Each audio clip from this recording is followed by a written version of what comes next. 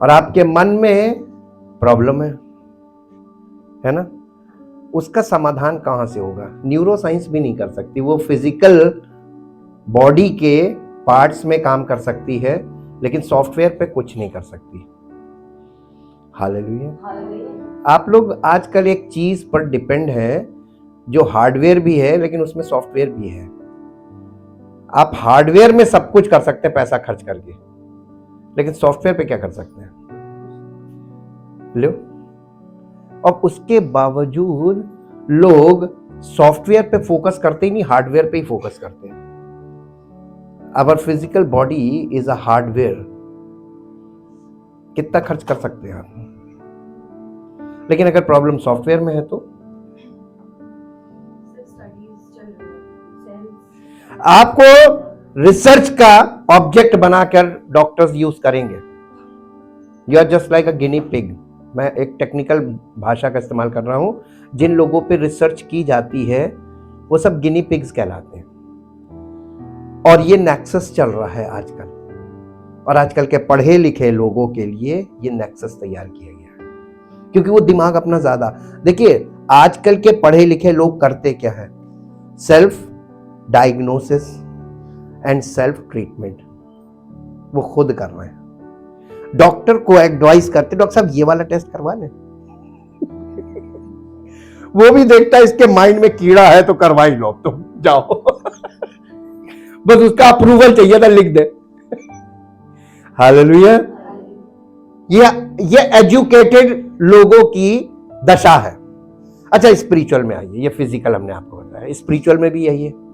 अपनी बाइबल में आपने पढ़ा, और self interpretation is just like is equal to self diagnosis. Self interpretation is equal to self diagnosis, और self treatment is equal to self teaching. वही false teaching है। आपने जिस चीज को अपनी भाषा में इंटरप्रेट कर लिया फिजिकल माइंड से बाइबल पढ़ के, और उसी को आप दूसरे को बताने लगे, तो ये फॉल्स टीचिंग हुई कि नहीं हुई? क्या चल रहा है? एजुकेटेड वर्ल्ड में परमेश्वर को मालूम था कि इस पुस्तक से क्या क्या होने जा रहा है। देने से पहले आपको मालूम, पूरी दुनिया में किताबें तब लिखी जाती हैं जब इंसिडेंट्स खत्म हो जाते हैं, उसके बाद उस पर बुक लिखी जाती है। लेकिन परमेश्वर ने पहले लिख के दिया, उसके बाद सब कुछ उसी के अकॉर्डिंग हुआ है। The only book in the world, Bible. इसमें पहले से सब लिखा, आखिर तक का। आप कहां तक पहुंचे वहीं तक की आपको समझ में आएगी, उसके आगे की आपको बिल्कुल नहीं समझ में आएगी। हालेलुया। परमेश्वर चाहता भी नहीं कि आप उन बातों को समझे जो आपकी समझ से परे है। आप उन बातों को समझे जो आपके सामने है। प्रेजेंट की बात कर रहा है। आप प्रेजेंट में क्लियर नहीं है, पास्ट आपके ऊपर हावी है, तो फ्यूचर आपको कहां दिखेगा? इसी को बी क्लाउडेड बोलते हैं। आपका मन जो है वो उसके अंदर धुंध छाई हुई है। बी क्लाउडेड का मतलब our minds are, our thoughts are full of be clouded, यानी धुंध छाई हुई है। आपको कुछ भी स्पष्ट नहीं है, और सब कुछ थोड़ा थोड़ा है, जानकारी है लेकिन क्लियर या एक्सपर्ट ओपिनियन नहीं है। आप अपने जीवन के निर्णय कैसे करेंगे? सब फंस गए। हालेलुया। मैं आपको 3 पॉइंट आज लास्ट में बताऊंगा। पहले आपके साथ वचन क्या कहता, परमेश्वर क्या कहता है हमारे मानव जीवन के विषय में, और वो हमारे जीवन में कहां से परिवर्तन शुरू करना चाहता है। जैसे कि आप लोग देख रहे होंगे, आपकी सेंसेस के बारे में बाइबल में कैसे लिखा हुआ है, और हमारी सेंसेस का स्पिरिचुअल लाइफ में क्या यूज होना चाहिए, ये भी आपको, और पूरी involvement with the physical body and with our mental abilities, mental faculties, or with our 5 senses. Complete devotion. सब कुछ आपको समर्पण होना है। लेकिन शुरुआत कहां से होगी?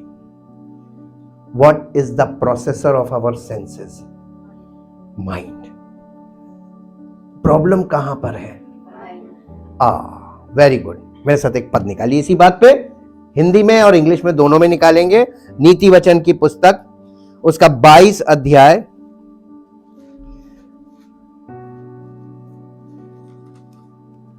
22 अध्याय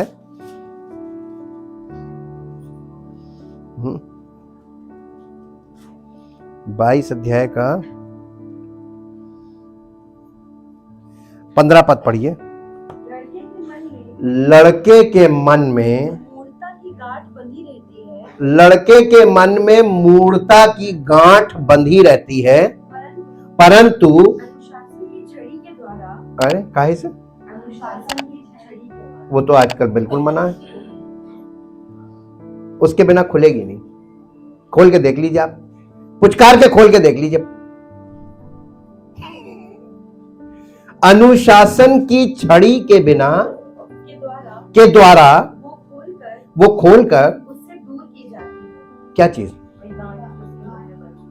वो कैसे खुलती है? अनुशासन की छड़ी। अब आप आज के युग में करके दिखा दीजिए। इसका मतलब वो गांठ सारी जिंदगी बनी रहेगी, अपना परमानेंट हो गई। नहीं, आप अपने बच्चों पे तो कर सकते हैं, लेकिन आप दूसरे पे नहीं कर सकते। This is the part of discipline. लोग क्या कर रहे थे मालूम है? पहले दूसरों पर अनुशासन की छड़ी चला रहे थे, ना खुद पे चला रहे थे, ना खुद के बच्चों पे चला रहे थे। मेरा बच्चा सही है, तुम्हारा बच्चा ये दूसरे कैसे चला दी? डिसिप्लिन, कानून तोड़ा तुमने। दूसरे पर डिसिप्लिन की छड़ी मत चलाओ। पौलुस कहने लगा, मैं अपने आप को मारता कूटता वश में करता हूं। ऐसा प्रचारक मुझे आज तक नहीं मिला। I search my whole life till now, जो अपने आप पर ज्यादा काम करे डिसिप्लिन में। दूसरों को तो शिक्षा देने के लिए लाखों करोड़ों खड़े हुए हैं। Don't do this, don't do this, don't do this, ये मत करो, ये मत खाओ, ये मत सुनो, ये मत, इधर मत जाओ। अरे तुम कौन होते हो किसी को हुक्म देने वाले कि क्या करो क्या नहीं करो? तुम जो खुद को, तुम्हारी दृष्टि में जो गलत है वो तुम दूसरे को भी बता रहे हो ये गलत है। हर एक को, जो लोग इस तरीके की टीचिंग और प्रीचिंग करते हैं, आप उनके घर में जाके देखिए, उनके घर के मेंबर्स उनके साथ नहीं होते, उनके यहां डिसिप्लिन नहीं मिलेगा। 110% डिक्लेयर, क्योंकि परमेश्वर का वचन कभी गलत हो नहीं सकता। इंग्लिश में पढ़िए। Foolishness is bound up in the heart of a child. बस यहां रुक जाइए। हमने कल आपको बताया था नेपियोस। नेपियोस मसीह में बालक। आपको ये बालक मसीही कभी मिले? हमारा बचपन से सामना रहा है, हमारा बचपन से पाला रहा है, बचपन से बालक मसीही, इन्फेंट क्रिश्चियंस। ये बेसिक्स के आगे बढ़े ही नहीं, आज तक नहीं बढ़े, बस उसी में चक्कर काटना। और कोई हैवी टीचिंग आ जाए, कोई हैवी चीज आ जाए, कोई ऐसा आके कोई टेढ़ा सवाल कर दे, अरे फिर देखिए आप या तो फट जाएंगे या उससे दूरी बना लेंगे, इससे नहीं बात। हाँ, यू टर्न। एकदम बच्चे नहीं होते जैसे, डर जाते हैं, अरे इसके पास नहीं, ये गलत चीज पूछ लेगा, जवाब दे नहीं पाएंगे, है ना। नेपियोस, नेपियोस कलीसिया में आने वाले लोग नेपियोस। गलती किसकी? पासबान पौलुस था। पौलुस पास्टर पे दोष नहीं लगा सकते। पौलुस ने अपनी कलीसिया के बारे में कहा, जो अपने आप को करेक्ट रखता था। For just an example for the church. कलीसिया के लिए हम एग्जाम्पल बन सकते हैं, लेकिन हम कलीसिया को जबरदस्ती खींच खींच के आत्मिक तौर पे ग्रो नहीं करा सकते। हालेलुया। जब लोगों ने देखा, जिस चीज में जब कोई विकल्प नहीं मिलता, देखिए where there is no alternative, जब आपको कोई ऑल्टरनेटिव नहीं मिलते तब फिर अंधविश्वास आ जाता है। अरे प्रभु जाने, प्रभु जाने, हमसे कोई मतलब नहीं, इसका मतलब अल्टरनेटिव खत्म। लेकिन परमेश्वर के बच्चों के पास कभी ऑल्टरनेटिव खत्म नहीं होना चाहिए। मैं चाहिए बोल रहा हूं, कंडीशन है, अगर बच्चा स्पिरिचुअली ग्रो करेगा, मालूम कहां तक करना है हमको, पूरा फाइनल दिखाया गया, किसके इक्वल जाना है हमको, किसके सदृश बनाना। द फाइनल पिक्चर, ये फाइनल गोल है, एक मसीही विश्वासी का फाइनल गोल है, जस्ट लाइक जीसस क्राइस्ट। और आप किसको कॉपी कर रहे हैं? अरे उसको छोड़ दीजिए, आप उसको बहुत ज्यादा चाहते हैं कि ये बहुत बड़ा लक्ष्य होगा हमारे लिए, तो उससे छोटा लक्ष्य हम आपको रखते हैं जो मैंने पकड़ा था। मैंने यीशु मसीह बड़ा लक्ष्य लग रहा था मुझे, बिग टारगेट। हमने कहा ये मेरे लिए इम्पॉसिबल है, तो हमने उससे छोटा सुना। मालूम पौलुस, पौलुस उसके बाद है, वो इजी पड़ेगा आपको, क्योंकि पौलुस अपनी सारी कमियों के साथ खड़ा हुआ था, अपनी सारे मानव स्वभाव के साथ खड़ा हुआ था। वो भी एक मनुष्य था, यीशु मसीह भी एक मनुष्य था। यीशु मसीह को हम लोगों का जो नजरिया है वो 100% गॉड और 100% मैन था। हम उसकी ह्यूमैनिटी को नहीं फोकस कर रहे, हम उसकी डिविनिटी को फोकस कर रहे होते हैं, इसलिए वो हमें बड़ा लक्ष्य लगता है। लेकिन उसकी ह्यूमैनिटी किसके लिए थी? बरस। तो हम 100% ह्यूमन हैं और 100% डिविनिटी में जा सकते हैं, लेकिन फाइनल पिक्चर वही रहेगी। लेकिन उसको फॉलो करने के लिए हम एक छोटा लक्ष्य लेते हैं, पौलुस, Paul. For me Paul is good. आप भी चुन सकते हैं।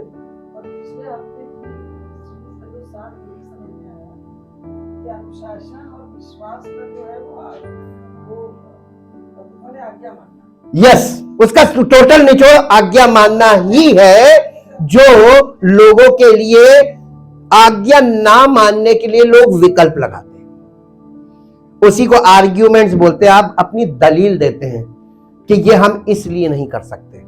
आपकी दलीलें फेल हो जाएंगी परमेश्वर के सामने, क्योंकि परमेश्वर सारी दलीलों को समअप करके ही बात कर रहा है, पहले से वो सब चीजें कर चुका है।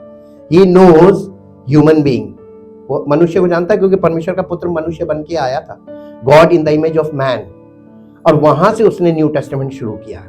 तो नए नियम में God in the image of man, the final picture is Jesus Christ. Okay, मैं आपको बहुत थोड़े थोड़े छोटे छोटे फॉर्मूलाज में इसलिए कन्वर्ट करता हूं, वो आपके माइंड में बैठ जाते हैं।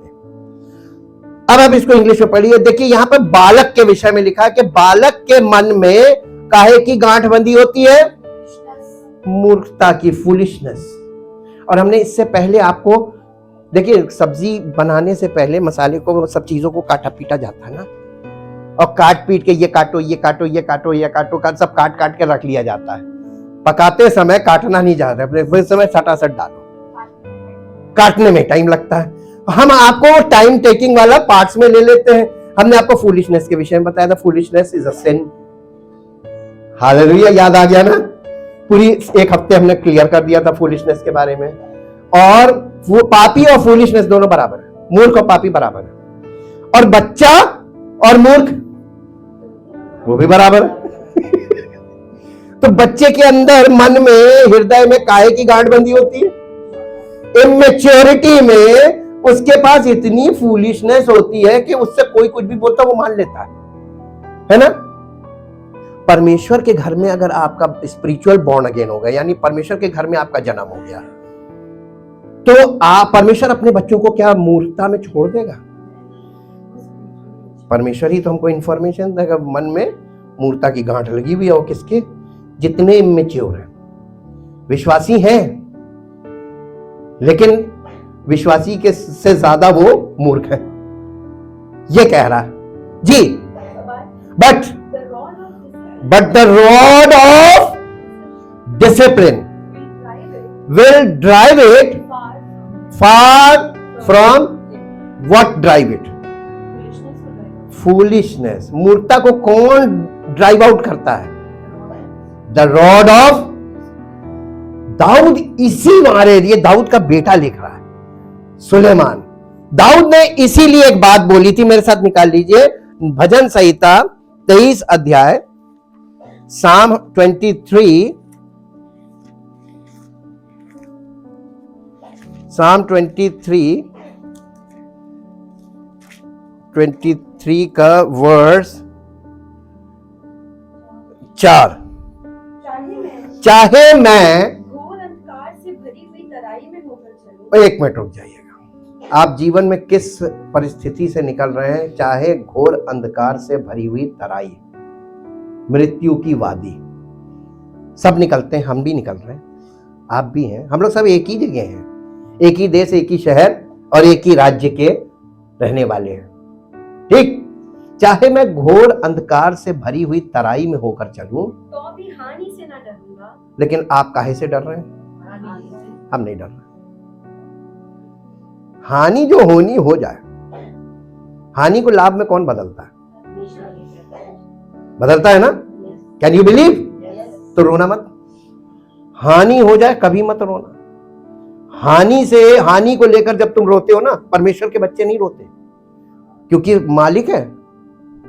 वो कहता सारी सृष्टि तुम्हारी है, मैं तुम्हारा पिता बन गया और तुम मेरे बच्चे बन गए, वारिस बन गए, तो तुम्हारे लिए हर जगह जहां खड़े हो जाओगे वहीं सब कुछ पूरा कर दूंगा। हालेलुया। तो आपके अंदर से इनसिक्योरिटी की फीलिंग खत्म होनी चाहिए कि नहीं? चाहिए कि नहीं? खत्म होनी चाहिए कि नहीं? लेकिन मूर्ता की गांठ बंदी होगी तो नहीं खत्म होगी। आपके अंदर दुविधा रहेगी। अब देखो हम गए थे, अब प्रभु से कह रहे हैं, अब देखो सुनने का नहीं। ये परमेश्वर के बच्चे नहीं हो सकते। ये जो संभावनाएं होती है ना कि अब देखो, इसका मतलब यू आर नॉट कंफर्म। और जब कंफर्मिटी नहीं है, you are not believing on Jesus Christ. Clear cut. अगर आप उसके बच्चे हैं, परमेश्वर ने अपना आत्मा क्यों दिया? ताकि हम उन बातों को जाने जो परमेश्वर ने हमारे रखी है। तो जानकारी देने के लिए दिया ना। और हम पवित्र आत्मा को काम करने ही नहीं दे रहे, या हम पवित्र आत्मा को असिस्ट नहीं कर रहे, कोऑपरेट नहीं कर रहे, उसकी सुनकर समझ नहीं रहे, उसको ग्रहण नहीं कर रहे। इसलिए हम अंधविश्वास में बोलते हैं, अब देखो, अब प्रभु जाने। अरे कैसे प्रभु जाने? प्रभु मारे कहे। अरे यीशु मसीह का जो मेरे पीछे हो लेते हैं वो अंधकार में नहीं चलेंगे। क्यों बोला था? अगर हमको यही जवाब देना कि प्रभु जाने, प्रभु देखेगा, काहे की गांठ बंदी है? आप स्पिरिचुअल लेवल में कहां खड़े हैं? नेपियोस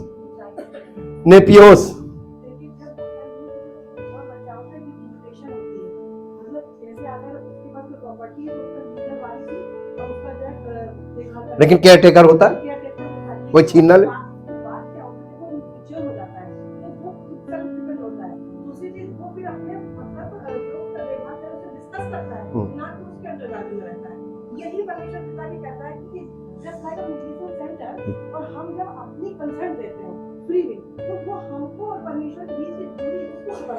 यस, होली स्पिरिट पर्सन है, पावर नहीं है। पर्सन के पास पावर है। He is a powerful person, ये कह सकते हैं। हालेलुया। अब आप देखिए कि लोगों की अंडरस्टैंडिंग में कितनी फॉल्ट है, जो आप लोगों को देखने और सुनने और समझने को, अनुभव करने को मिल रही है। बहुत से लोग नहीं कर पा रहे। यीशु मसीह अपने चेलों से कहने का, धन्य है तुम्हारी आंखें और धन्य है तुम्हारे कान। तुम्हारी आंखें देख रही हैं जो कोई नहीं देख पा रहा है, और तुम्हारे कान वो सुन रहे हैं जो कोई सुन नहीं पा रहा है। क्यों कह रहे हैं लोग परमेश्वर की आवाज सुन नहीं सकते? यू हैव एन ईयर, आपके पास कान तो है। दुनिया की बातें आप सुन रहे हैं कि नहीं सुन रहे हैं? अपने मतलब की बातें सुन रहे हैं कि नहीं सुन रहे हैं? जो लोग ऊंचा सुनते हैं उनके विषय में मैंने एक रिसर्च की अपनी लाइफ में। उनके लिए आप जोर जोर से बोलिए तो कहते हैं वो ऊंचा सुनते, थोड़ा और जोर से लोग कान के पास जाके चिल्ला। लेकिन अगर आप उनकी थोड़ी सी बुराई कीजिए, ये कह रहे थे, अब कैसे सुनाई दे गई? टेस्ट कीजिए। ये ऑब्जर्वेशन वाला पार्ट है, कर चुके ना फट से। इसका मतलब कि ध्यान अगर आपका लगा हो तो आपको सुनाई देगा। मेन चीज ये साइकोलॉजिकल पार्ट। जिस चीज में आपका मन नहीं लगा होता, वो चीज आपके सामने बोल रहा है ना, वो आपको मन नहीं है तो सुनाई नहीं देगी। हालेलुया। अब आपको वचन क्यों नहीं सुनाई दे रहा? हाँ, अब तो आपने मान ही लिया। हालेलुया। जो मान लेगा और छोड़ देगा उसका उद्धार होगा। मानो और छोड़ो, एडमिट करो। मानने का मतलब एडमिट, यस ये मैं करता हूं, और उसको रिमूव करो। निर्णय लो कि अब हम नहीं करेंगे। देखिए आपके जीवन में काम होगा। हालेलुया। आपको प्रार्थना पे नहीं टिकना है, आपको परमेश्वर पे टिकना है ना? हर चीज का एक गलत विकल्प निकाल लिया।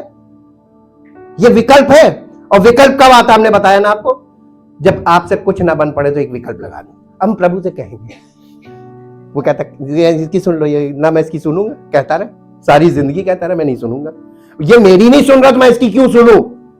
आर्ग्यूमेंट। जब आप परमेश्वर की बात एक बात भी नहीं मानते तो आपकी क्यों मानेगा? सारी जिंदगी बोलते रहो इट इज योर विल। अब देखिए यहां पे मूर्ता की गांठ कहां बंधी है, किसके बंधी है? ग्रीक में जाएंगे तो नेपियोस जितने हैं बेबी क्रिश्चियंस, बॉर्न अगेन तो हो गए, लेकिन अभी वो है फिजिकल। उनमें झगड़े भी आपको मिलेंगे, उनमें ईर्ष्या भी मिलेगी, उनमें क्रोध मिलेगा, उसमें सब प्रकार की चीजें जो फिजिकल लाइफ में होती है। तो आपको बाहर वालों में और कलीसिया के लोगों में कोई अंतर नहीं मिलेगा। दे आर ऑल इक्वल,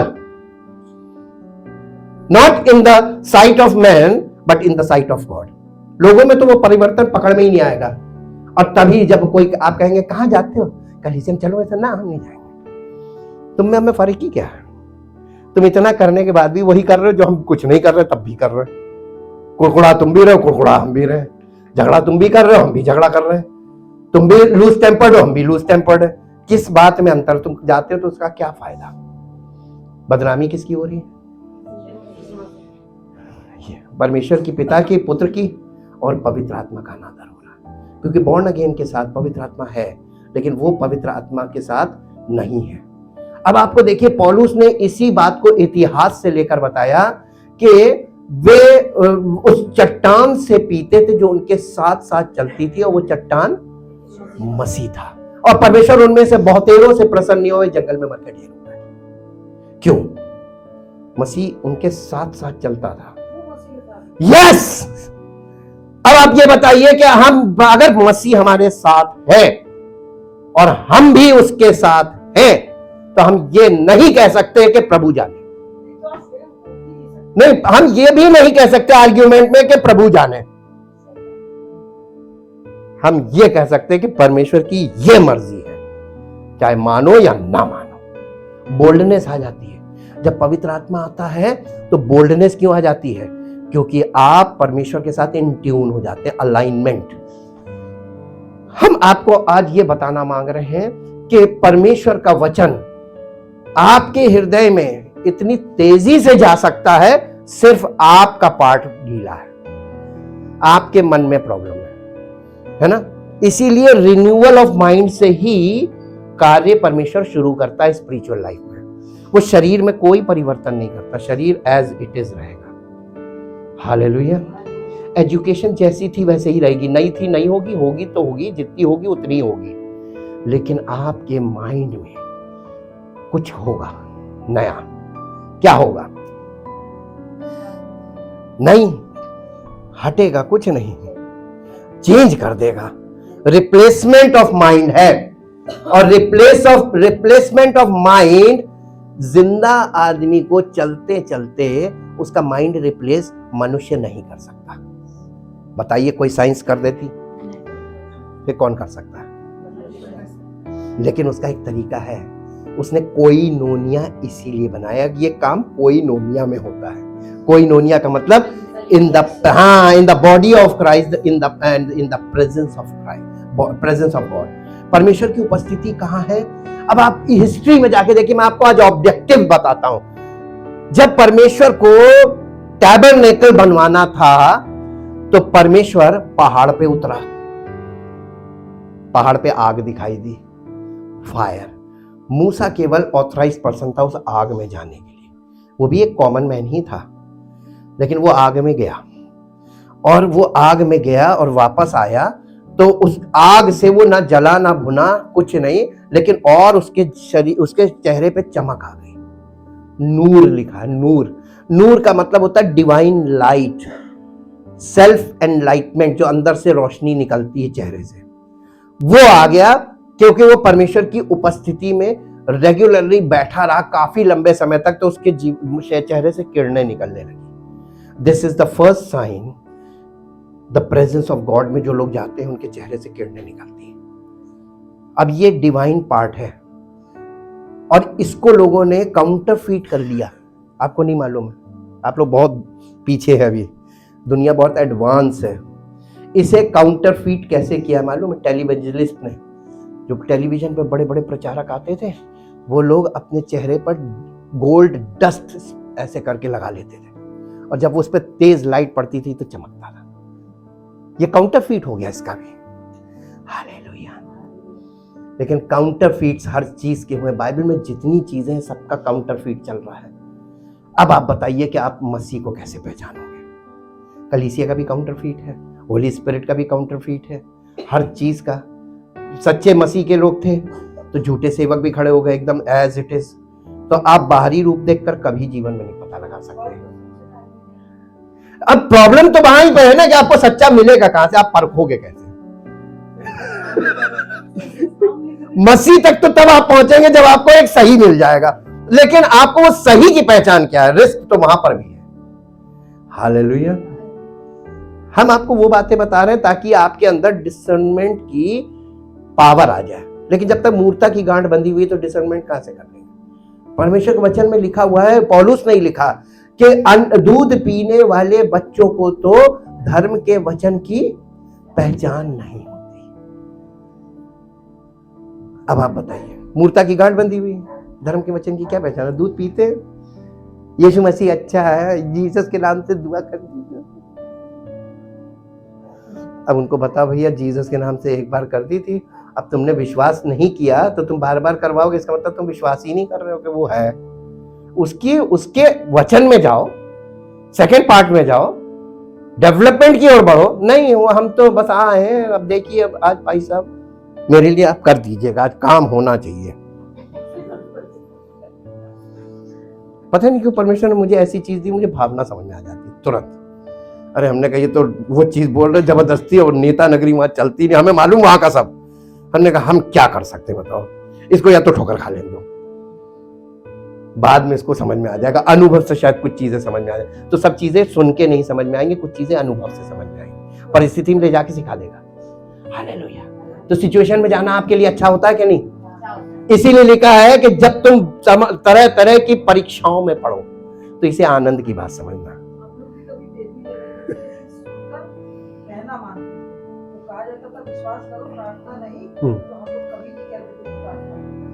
मान लिया ना, आप जब हुक्म मान लेते हैं तो ये इसका तो कोई विकल्प है ही नहीं है। एक पद निकालिए इसी बात पे, रोमियो की पत्री, रोमियो की पत्री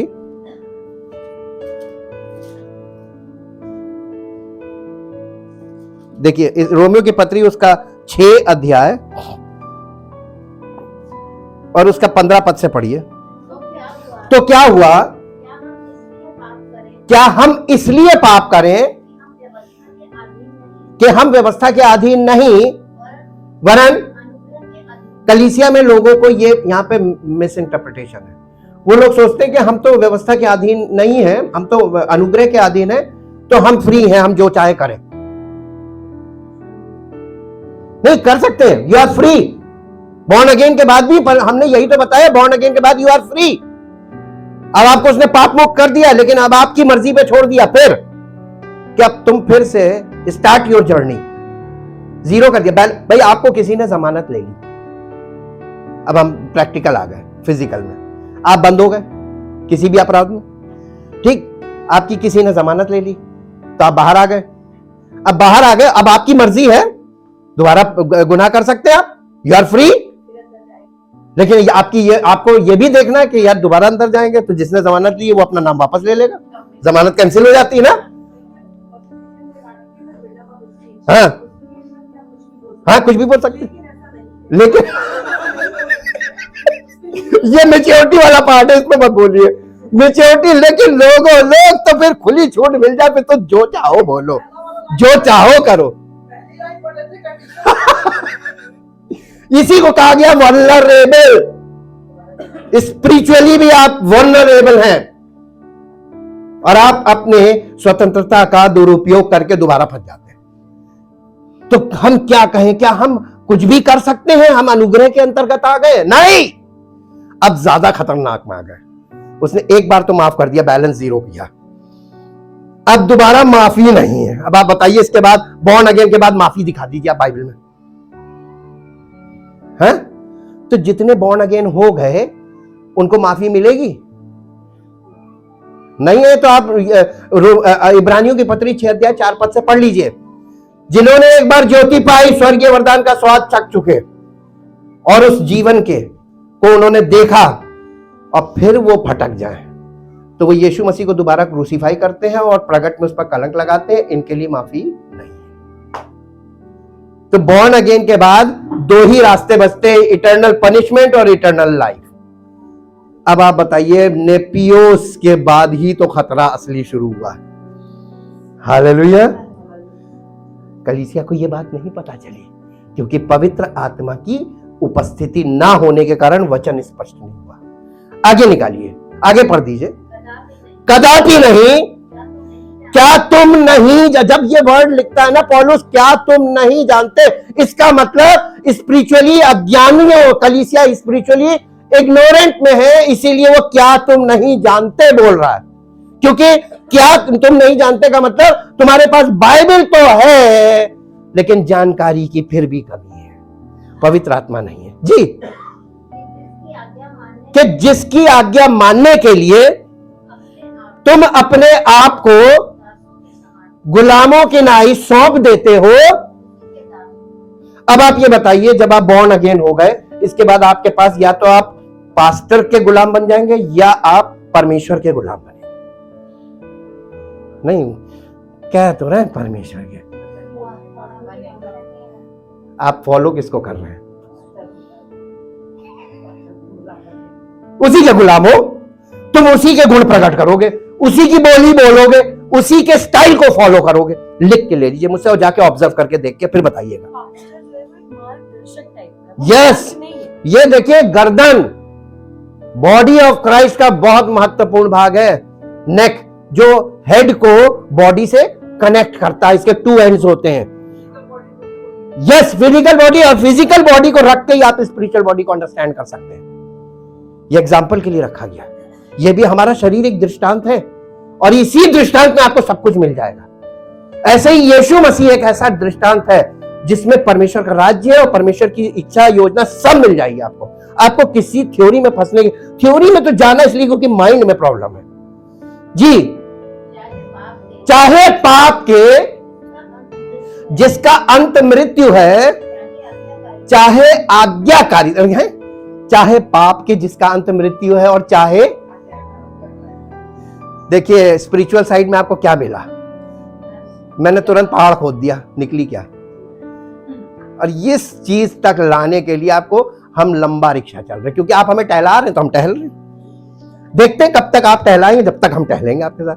यीशु मसीह ने कहा था, कोई तुझे 1 कोस जबरन ले जाए तो 2 कोस चले जाना, डबल चलना तुम उनके साथ, ताकि उन्हें पता चले एक तो हम लेंगे तो एक ये लेके जा रहा है। तो कैपेसिटी किसकी ज्यादा? एक मसीही की कैपेसिटी इतनी होनी चाहिए कि तुम टहलो, कितना टहलोगे, हम तुमको डबल टहलाएंगे। हालेलुया। समय किसका बर्बाद होगा? हम तो वैसे भी ऊपर हैं। हमको तो सब समझ में आ। देखिए वहां पर वहीं से उसने सब उठा के वहीं से बोला, कुछ अलग से नहीं बोला, सब उसने कहा। मास्टर लाइन दी, पुत्र अपने आप से कुछ नहीं करता, जो कुछ वो पिता को करते देखता है उस काम को उसी रीति से पुत्र भी करेगा। कैसे करेगा? उसी रीति से। तो इसका मतलब पिता की रीति आपको मिल जाएगी, पुराने नियम में पिक्चर मिल जाएगी। और यीशु मसीह जो करना चाह रहा है वहां से पिक्चर ले लीजिए, वो आपके लिए मेटाफोर है, वो आपके लिए दृष्टांत है। तो दृष्टांत में वो दिख जाएगा जो यीशु मसीह करना चाह रहा है जी। देखिए आज्ञाकारिता का अंत क्या है? ओबीडियंस का एंड क्या है इंग्लिश में? Righteousness of God. Righteousness of God. जब तक आप 100% ओबीडियंट नहीं होते, राइचियसनेस ऑफ गॉड नहीं है। हालेलुया। तो ये कभी ना कहे मैं धर्मी हूं, मैं मसीही हूं। लोग पब्लिकली कभी मत बोलिए मैं कौन हूं। हाँ, गुप्त रहे। परमेश्वर भी गुप्त है, उसके बच्चे भी गुप्त हैं। कब तक गुप्त रहे? जब तक वो हमें प्रकट ना करे। यीशु मसीह के जन्म से लेकर 30 साल की उम्र तक वो गुप्त था, किसी को नहीं मालूम था ये कौन है। जब पवित्र आत्मा उस पर उतरा उसके बाद भी किसी को नहीं मालूम, वो और गुप्त में चला, आइसोलेशन में चला गया 40 डेज। 40 डेज के बाद जब जंगल से वापस आया, he is full of the power of the Holi spirit.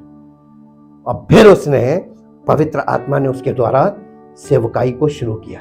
Then ही स्टार्ट प्रीच। प्रीचिंग कब स्टार्ट हुई? जब यीशु मसीह कंप्लीट हो गया, तब उसने प्रचार किया। आज के प्रचार कैसे प्रचार कर रहे हैं? Incomplete preachers. तो इमेच्योर तो है ही, इनकम्प्लीट का मतलब इमेच्योर। जी आगे पढ़िए। परंतु परमेश्वर का धन्यवाद हो कि तुम जो पाप के दास थे, पाप के गुलाम थे, अब मन से, अब तुम उस उपदेश के मानने वाले हो। लेकिन काहे से है? अभी तक आप उस उपदेश को सुनने वाले थे, मानने वाले नहीं थे, है ना। जिस दिन आप उस उपदेश को मानने वाले हो जाएंगे, उपदेश का मतलब होता है instructions. When you follow the instructions obediently with your whole heart, then you are the people of God. Hallelujah.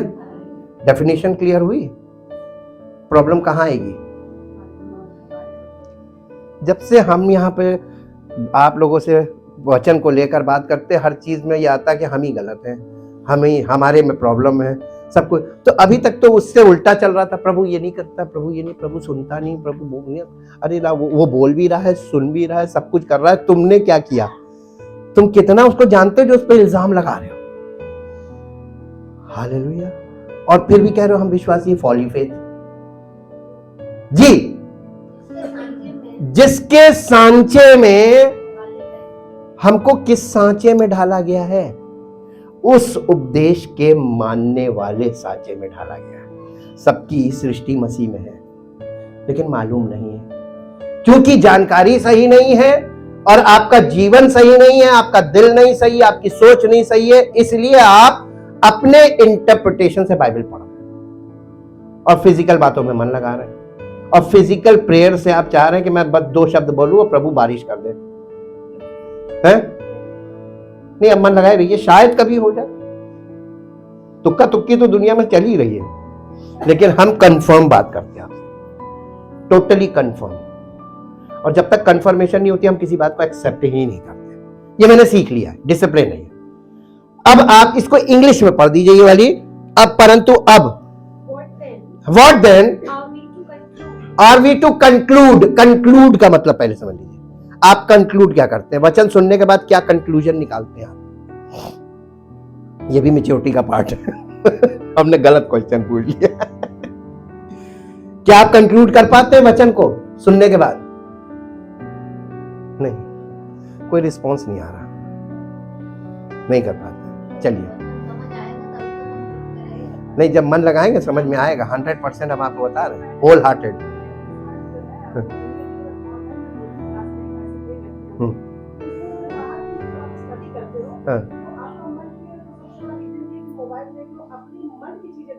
बस नहीं, वो नीरस है।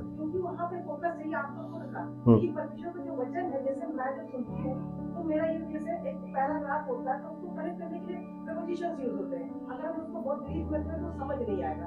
जैसे कोई पॉइंट होता है तो मैं उस पर सोचती रहती हूँ, और सोचने के बाद जब वो बहुत एनालिसिस होता है, ये मंथन जो हमने आपको बताया था, मंथन करना, उसके बाद फिर मैं आपसे बात होता है। इसके बाद पिछले जो वचन सुनती हूँ, क्योंकि वो सब हमारे सबकॉन्शियस माइंड में जाते हैं, वहां से कनेक्ट होकर निकलते हैं कि आप कितना सही है कितना गलत।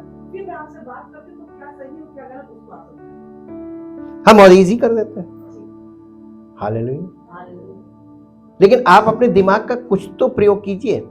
हमारे पास देखिए, मैं अब छोटे बच्चे से कैसे सीखना, हम सीख रहे हैं, अभी भी हम सीख रहे हैं। I am also in the process of learning, और हम शायद रहेंगे, लर्निंग में ही रहेंगे। जो मेरा पोता है वो मेरे पास लाएगा, ये दादा इसको जोड़ दीजिए।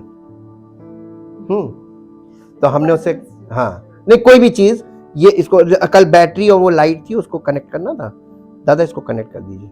हमने एक बार किया, देखता रहा, फिर 2 बार आया, करा, तीसरी बार आया, हमने कहा इधर आओ, हमने कहा इसको देखो पॉजिटिव नेगेटिव उसको समझाना, हमने कहा ये वाला इधर है, ये वाला इधर, उसको शेप है ना तो पहचान दिया, इससे उसको लर्निंग भी मिल रही, ये शेप का इधर लगेगा, ये शेप का इधर लगेगा, उसको फिट किया।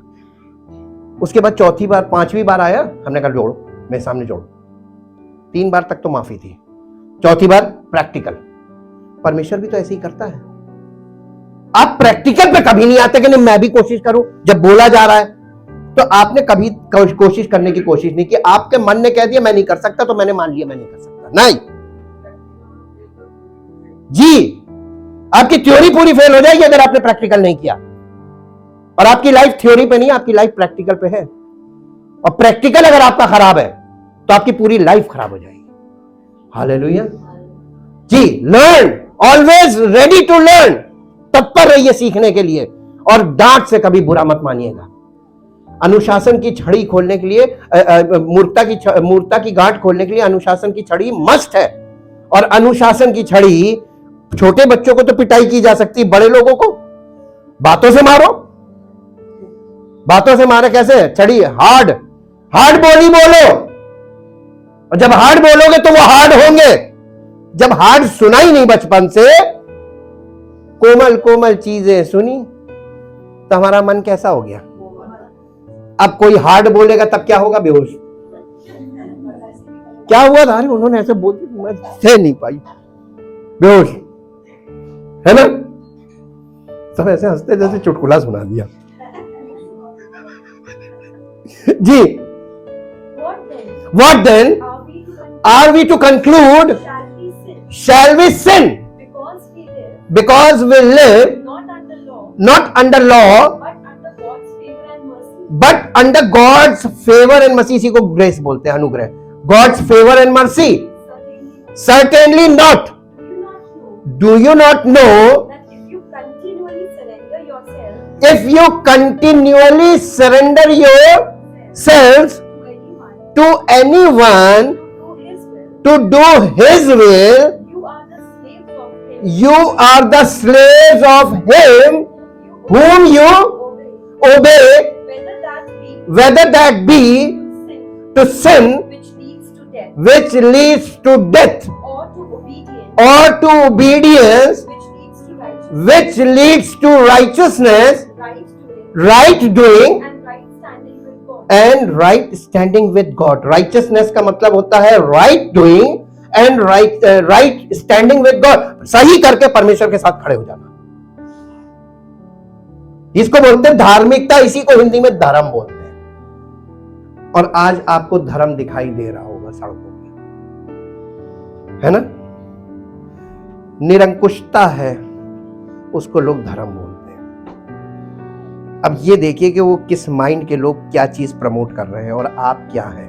परमेश्वर अपने बच्चों को इस संसार में ज्योति की तरह ही चमकाना, जैसे परमेश्वर ज्योति है वैसे ही उसके बच्चे होने चाहिए।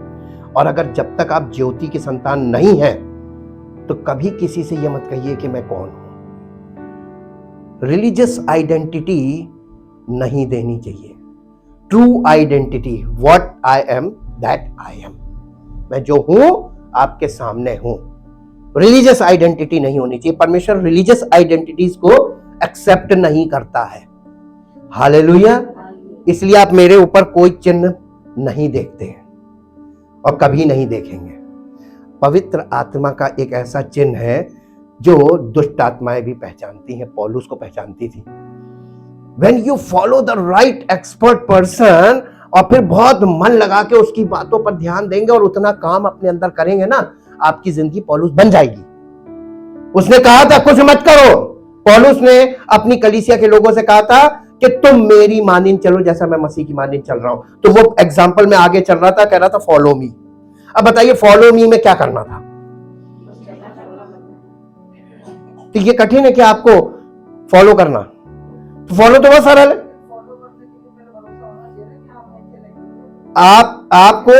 आपको किसको फॉलो करना है? मैं यीशु मसीह को फॉलो कर रहा हूं और आप मेरे पीछे चल रहे हैं, तो आप किसको फॉलो कर रहे हैं? तो हम सब मिलकर उसी को फॉलो तो कर रहे हैं।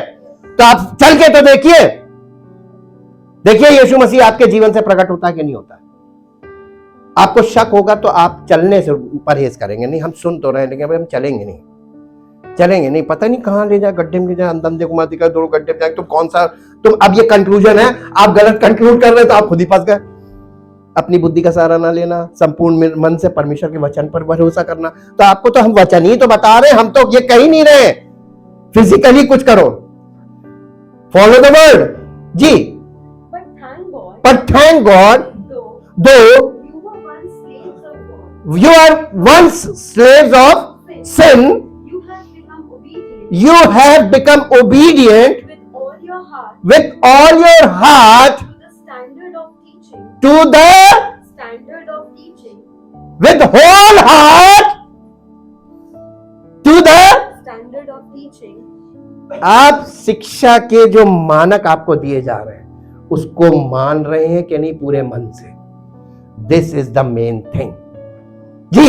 In which you were instructed, in which you were instructed, जिसमें आपको निर्देश दिया जा रहा है, and to which and to which you were committed. You were, are you committed with the teachings जो आपको मिल रही है, उसके साथ आप कमिटेड हो रहे हैं, उसके साथ आप पूरी तरीके से उसको फॉलो कर रहे हैं, पूरे हृदय से आज्ञा मान रहे हैं? अगर आप ऐसा कर रहे हैं तो आप ज्योति की नहीं चमकने लगेंगे अचानक से। हालेलुया। और फिर एक प्रिंसिपल काम करेगा।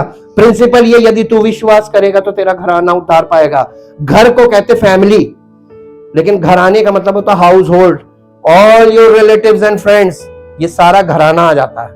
आपके साथ जितने लोग कनेक्टेड होंगे सब में वो रोशनी जाएगी आपके द्वारा। You are the light of the world. ये प्रिंसिपल कंप्लीट करने के लिए आपके जीवन में काम किया जा रहा है। हालेलुया। आपको कोई किसी प्रकार का कुछ बना के खड़ा नहीं किया जा रहा है। परमेश्वर आपको ऐसा बना दे रहा है कि जहां तक तुम जाओ वहां तक रोशनी जाए। मूवेबल टैबरनेकल, उसका निवास स्थान बन के घूमने लगो। हालेलुया। इसी को बोलते हैं टेम्पल। अब आप देखिए प्रॉब्लम, मेरे साथ एक पद जल्दी से निकालिए, यहां पे रोकेंगे क्योंकि आपको मालूम कि आज ट्रांसपोज होता है ना, एक लेवल से दूसरे लेवल पर कूदते हैं, स्टेप अप। यिर्मयाह नबी की पुस्तक 23 अध्याय का 29 पद, द बुक ऑफ जेरेमाया। 29 पद से पहले एक पद पढ़िएगा, मैं भी निकाल लूं आपके साथ। यिर्मयाह नबी की पुस्तक 23 अध्याय, नहीं 23 अध्याय का पहले हम बता रहे कौन सा पढ़ना है। 23 अध्याय का 22 पद पढ़िए। यदि ये यानी झूठे भविष्यवक्ताओं के विषय में परमेश्वर का आत्मा कह रहा है, यदि ये यानी झूठे प्रोफेट, झूठे भविष्यवक्ता मेरी शिक्षा में स्थिर रहते तो मेरी प्रजा के लोगों को तो अभी क्या सुना रहे थे? भविष्यवाणी। हाँ, वो अपनी भविष्यवाणी बता रहे थे, सेल्फ इंटरप्रिटेशन जी। अगर ये मेरे वचन लोगों को सुनाते तो लोग अपनी बुरी चाल से और कामों से यानी रिपेंटेंस शुरू हो जाता। अगर वर्ड ऑफ गॉड नहीं है बाय द होली स्पिरिट तो क्या होगा मालूम है? निरंकुशता आ जाएगी। जहां दर्शन की बात नहीं होती वहां प्रजा निरंकुश हो जाती। वहां पर कोई दर्शन नहीं है, revelation, without revelation preaching teaching सब चल रहा है, और वो प्रजा के लोग मन फिराने के बजाय और गुनाह कर रहे हैं और गलत कर रहे हैं जी। यहोवा की ये वाणी है, क्या मैं ऐसा परमेश्वर हूँ जो दूर नहीं निकट ही रहता हूँ? ये क्वेश्चन है। परमेश्वर दूर रहता है कि निकट रहता है? वो हर जगह रहता है। तो फिर लोग चिल्ला चिल्ला के प्रार्थना क्यों कर रहे हैं? नहीं, चिल्ला चिल्ला के प्रेयर क्यों कर रहे हैं? क्योंकि उनसे दूर है? हाँ, लेकिन आप परमेश्वर के भवन में अगर देखिए, कलीसियाओं में, वहां लोग चिल्ला चिल्ला के प्रेयर क्यों कर रहे हैं? क्योंकि अगर कोई है पास में तो हम उससे बैठकर डिस्कस कर सकते हैं, बातचीत कर सकते हैं, लेकिन अगर नहीं है तो हम उसको कॉल करेंगे प्रेयर। आप किसी को कॉल करते हैं यानी प्रेयर। जब भाईचारे में यानी कायदे से बैठ के जब बातचीत होती है, डिस्कशन हो चाहे कुछ भी हो, तो जो दो लोग पास पास होते हैं तो वो बातचीत करते हैं। They are not crying, they are not shouting, they are not वो यानी वो चिल्ला चिल्ला के बुला नहीं रहे कि भैया आ जाओ मदद कर दो। वो कब चिल्लाया जाता है? हाँ, जहां शाउटिंग होगी वहां फाइटिंग भी होगी। तुमसे ज्यादा तेज तो हम चिल्ला रहे हैं। जी, प्रेयर। फिर यहोवा की ये वाणी है, क्या कोई ऐसे गुप्त स्थानों में छिप सकता है कि मैं उसे ना देख सकूं? अब ये दूसरा चैलेंज परमेश्वर से। पहला चैलेंज कि मैं दूर का हूं कि पास का हूं, पहले ये बताओ तो परमेश्वर कितने पास है। नए नियम में लिखा है कि तुम पुकारे हो, तुम्हारे मुंह के अंदर है, बस तुम उसका अंगीकार करो, तुम्हारे साथ। God is with me and he is with you. Hallelujah जी। लेकिन बिना पवित्र आत्मा के कोई कह नहीं सकता कि यीशु ही प्रभु है। कंडीशन अप्लाइड जी। क्या स्वर्ग और पृथ्वी दोनों मुझसे परिपूर्ण नहीं है? ले, उसके बावजूद पृथ्वी पर लोग आपस में परमेश्वर को लेकर लड़ रहे हैं। क्या स्वर्ग और पृथ्वी पर मुझसे भरपूर नहीं है? तुम कहां छिप सकते हो कि मैं तुझे ढूंढ ना पाऊं? जी, मैंने इन भविष्यवक्ताओं की ओफो, परमेश्वर प्रीचिंग भी सुनता है हर जगह। यहां से मुझे पता चला, हमने कहा अरे बाप रे बाप, वो हर समय सर्विलांस पे रखता है, कौन क्या प्रचार कर रहा है, किस उद्देश्य से प्रचार कर रहा है, क्या किया जा रहा है, और वो उसी का प्रतिफल कह रहा है। जो तुम बोलोगे, वो जो कुछ जो बोगे वही तुम काटोगे। मैं तुम्हें कटवाऊंगा, पिटवाऊंगा जी। जो मेरे नाम से ये कहकर झूठी भविष्यवाणी करते हैं, मैंने स्वप्न देखा। देखिए परमेश्वर बता रहा है वो कैसे बताते हैं। वो जाके कहते हैं कि मैंने स्वप्न देखा, आई हैव अ विजन, मैंने दर्शन देखा, मैंने स्वप्न देखा है जी। स्वप्न जो भविष्यवक्ता झूठ मूठ भविष्यवाणी करते और अपने मन ही के छल के मन के छल के भविष्यवक्ता हैं, ये बात कब तक उनके मन में समाई रहेगी? जैसे मेरी प्रजा के लोगों के पुरखा मेरा नाम भूलकर बाल का नाम लेने। यीशु मसीह के समय तक ये प्रॉब्लम रही, बाल का नाम लेते थे जी। वैसे ही अब ये भविष्यवक्ता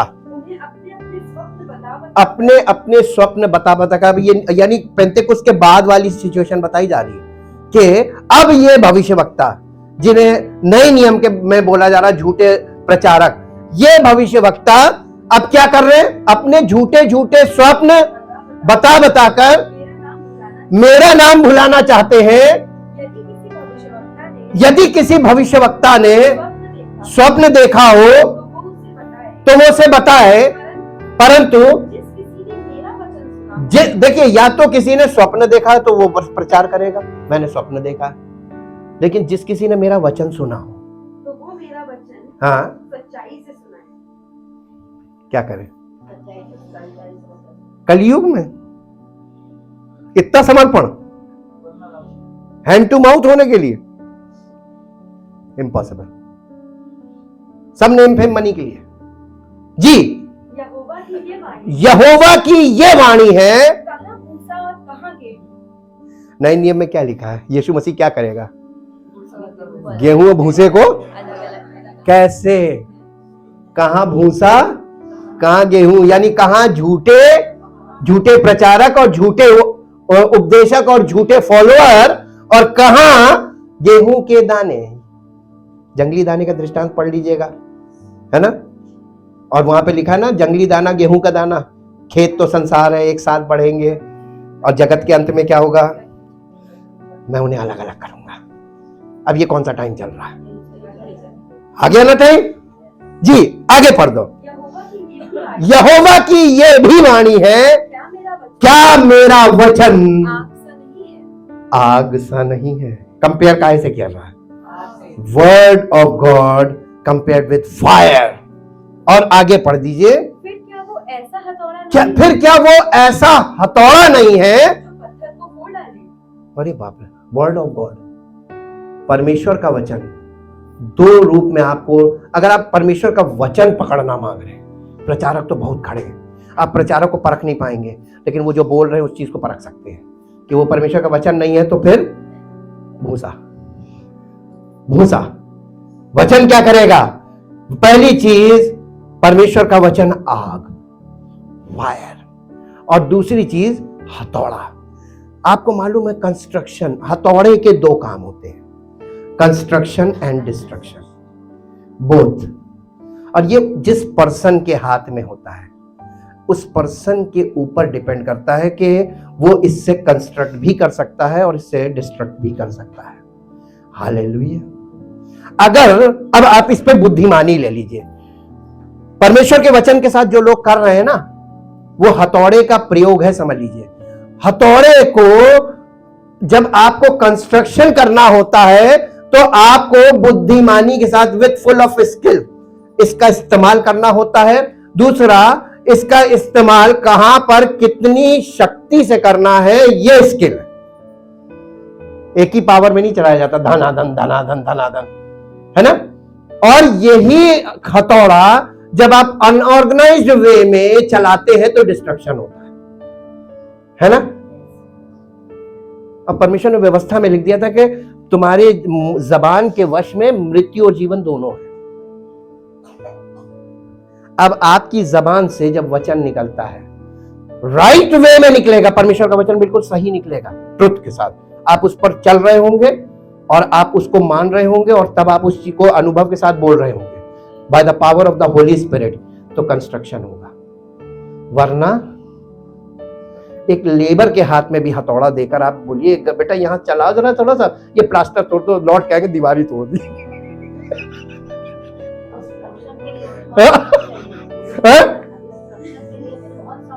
हाँ, वो इंस्ट्रक्शन तो फॉलो नहीं किया उसने कहा बस ये बोल के तोड़ना। अब उसे पावर कितनी लगनी है, उसको कहना चाहिए था हल्के हल्के खट खट खट दे बना बंदे और लौट क्या, अरे ये क्या किया, अरे नहीं हम आप ही तो कहे हथौड़ा भारी है, नाचना हमें आंगन टेढ़ा, हथौड़ा भारी है। सीखा ना, पर इसे हमने झगड़ा नहीं किया, सीखा। सीखने की कोई उम्र नहीं और सीखने का कोई वक्त नहीं, जब वक्त आ जाए, परिस्थिति आ जाए, सीख लो। हालेलुया। परमेश्वर जैसा हम उसके वचन में सीखते हैं, पवित्र आत्मा हमें उसे फॉलो करने की सामर्थ्य देता है, और जब हम फॉलो करते हैं और फिर किसी को बताते हैं तो पवित्र आत्मा डबल पावर में काम करता है। हालेलुया जी। हथौड़े का काम समझ में आ गया ना। परमेश्वर का वचन हथौड़े के समान है, इसका इस्तेमाल गलत आदमी को नहीं करना चाहिए जब यानी पूरी तरीके से अंडरस्टैंडिंग नहीं है, विदाउट फुल अंडरस्टैंडिंग आप इसको अपनी मर्जी से इस्तेमाल ना करें। इससे क्या होगा, अभी एग्जांपल दिया था, तोड़ना प्लास्टर होगा, टूट जाएगी दीवार। हालेलुया। तो इसका इस्तेमाल खुद ना करें। सेल्फ इंटरप्रिटेशन खतरनाक है, सेल्फ डायग्नोसिस भी खतरनाक है, सेल्फ ट्रीटमेंट भी खतरनाक है, इसलिए खुद से सब काम ना करें। और उसके बाद इसका ये क्या, मेरा वचन आग सा नहीं है। आग क्या चीज है? आग भी दो काम करती है। आग में आप कोई भी चीज डालिए वो जल जाएगी। आग जजमेंट करती है एक्चुअली। फायर जजेस, ये परमेश्वर का वचन जज भी करता है, कंस्ट्रक्शन में भी काम करता है, जजमेंट का भी काम करता है। अगर आप फायर में सारी धातु डालिए लेकिन और सोना भी डाल दीजिए, सारी धातु क्या होगी? गल जाएगी। सोना क्या होगा? निखर जाएगा, मतलब गोरा हो जाएगा। नहीं, गोरा हो जाएगा नहीं, निखर जाएगा मतलब क्या ना, चमक जाएगा नहीं, सोना शुद्ध हो जाएगा, है ना। उसको कुंदन बोलते हैं। कुंदन, सोना जो है कुंदन, यानी सोने की सारी इंप्योरिटीज जल जाएगी लेकिन सोना, प्योर सोना जितना होगा वो बचेगा। Fire judgement. हालेलुया। अब आप इसको इंग्लिश में पढ़ दीजिए, इस वर्स को, 29th verse in English. It's not my word like fire that consumes all that cannot endure the test। इसका मतलब बता दो हिंदी में, ये बहुत बढ़िया लिखा हुआ। क्या मेरा वचन आग सा नहीं है जो हर उस चीज को भस्म कर देता है जो उस टेस्ट पर टिकती नहीं है। वचन कसौटी है, इस पर जो चीज पैरामीटर्स पे सही नहीं होती वो भस्म हो जाती है। इसीलिए नए नियम में इब्रानियों में लिखा है कि जीवित परमेश्वर के हाथों में पड़ना हौलनाक बात है। जीवित परमेश्वर भस्म करने वाली आग है। ये कोइनोनिया क्या है? दिस इज द फायर जी, says the Lord, says the Lord, and not, and like a hammer that breaks in pieces that breaks in pieces the the rock rock of most stubborn resistance. of the most stubborn resistance, यानी जितना ज्यादा प्रतिरोध करने वाला होता है उसको तोड़ देता है, हैमर। हालेलुया। पौलुस कैसा था? Most resistant. प्रभु यीशु मसीह ने उसको क्या बना दिया?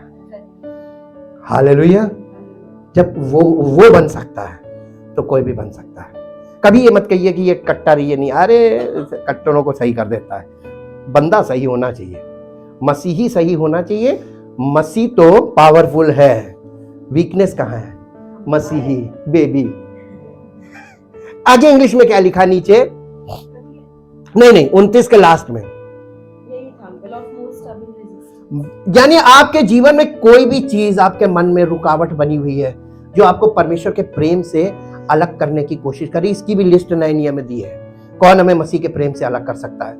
रेजिस्टेंस को कौन तोड़ेगा? Word of God. Thank you Jesus. क्या आप परमेश्वर के वचन का आदर करना शुरू कर रहे हैं? आप उसको एक्सेप्ट करना शुरू कर रहे हैं? आप उसको फॉलो करना शुरू कर रहे हैं? हम आपको एक चीज बता दें, जिंदगी में बहुत सी चीजों के बहुत विकल्प भी हो सकते हैं फिजिकल लाइफ में, लेकिन स्पिरिचुअल लाइफ में विकल्प नहीं है। पहली बात, स्पिरिचुअल लाइफ में विकल्प मत ढूंढिएगा, ऑप्शंस। ऑप्शंस का मतलब क्या होता है मालूम है? ऑप्शंस का मेन मतलब है to bypass the main gate, किसी और रास्ते से एंट्री लेना। हो सके कि ये प्याला मुझसे टल जाए, मेरी मर्जी पूरी हो जाए और उसकी मर्जी भी पूरी हो जाए, और ये मैं बाईपास कर लूं, क्रूज को बाईपास करके चले जाएं परमेश्वर के राज्य में, एट एनी कॉस्ट और एट एनी हाउ। लोग यही कोशिश कर नहीं, फिजिकल माइंड में जो आपके अंदर इच्छाएं, भावनाएं, कल्पनाएं सब भरी हुई है ना, वो बाईपास करने की पूरी कोशिश करती है आखिर तक, जब तक सरेंडर ना हो जाए। और लोग भागते क्यों हैं? सरेंडर नहीं करना माना। नहीं नहीं नहीं नहीं मैं नहीं नहीं मैं नहीं नहीं मैं नहीं। Start learn how to hear God's voice. कैसे परमेश्वर की आत्मा की आवाज को सुनना है। वो आप उसके पास होंगे, पास जाएंगे तब आप उसकी सुनेंगे, लेकिन आप उससे दूर भागेंगे तो वो आपको परिस्थिति में डाल देगा कि भागो, और जब परिस्थिति में पड़ेंगे फिर वापस आएंगे, फिर आपको वो हार्ड बातें सुननी पड़ेंगी, मैं तो कह रहा हूं ये करो, फिर उसके बाद अच्छा ठीक है, फिर जब नॉर्मल हो गया फिर उसके बाद नहीं हम नहीं हार्ड बहुत था, पिछली बार बहुत हार्ड था, मुझे 15-20 दिन लग गए उसमें से सही होने में। अब फिर जब फ्रेश हो गए फिर उसके बाद एक परिस्थिति आई, फिर फंस गए। कर लीजिए सारी जिंदगी। कितने कदम आप चलेंगे उल्टा? पहने पे लात मारना भारी पड़ेगा। पौलुस को उसने यही कहा था, धारदार चीज पे तू लात मारेगा। परमेश्वर का वचन सबसे the most sharpest thing in the world. मेरा वचन जीवित, प्रबल, हर एक दो धारी तलवार से भी चोखा है, और उस पर लोग लात मार रहे हैं। किसको नुकसान होगा? छुरी खरबूजे पे गिरे या खरबूजा छुरी पे गिरे, कटना किसको है? तो कट जाओ यार।